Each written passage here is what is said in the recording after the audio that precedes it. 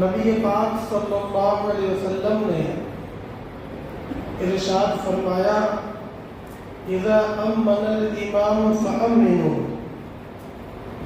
جب امام آمین کہے تو تم بھی آمین کہو۔ فإنه من وافق تأمینه تأمین الملائکہ، اس لیے کیونکہ جس کا آمین کہنا فرشتوں کے آمین کے موافق ہو جائے گا تو اللہ تبارک و تعالی اس کے سابقہ گناہوں کو معاف فرما دیں گے، بخش دیں گے۔ ذرا غور فرمائیے کتنا چھوٹا عمل ہے اور کتنا بڑا اجر ہے۔ عمل میں اور اس کے ثواب میں اجر میں کوئی مناسبت نہیں ہے۔ کرنا کتنا ہے؟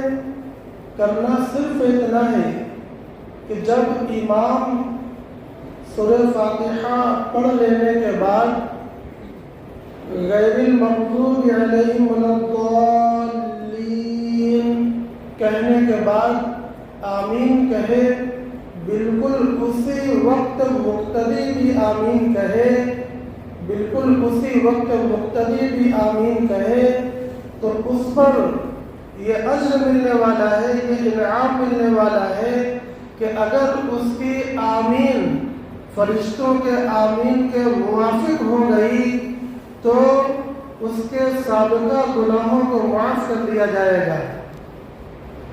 یہ بہت بڑا انعام ہے۔ پوری امت کی سب سے بڑی ضرورت یہ ہے کہ اللہ تبارک و تعالیٰ کے یہاں مغفرت ہو جائے، اللہ راضی ہو جائے اور آخرت کے اندر کامیابی سے نواز دیا جائے۔ اس سے بڑی کوئی کامیابی اور اس سے بڑی کوئی حاجت اور ضرورت نہیں۔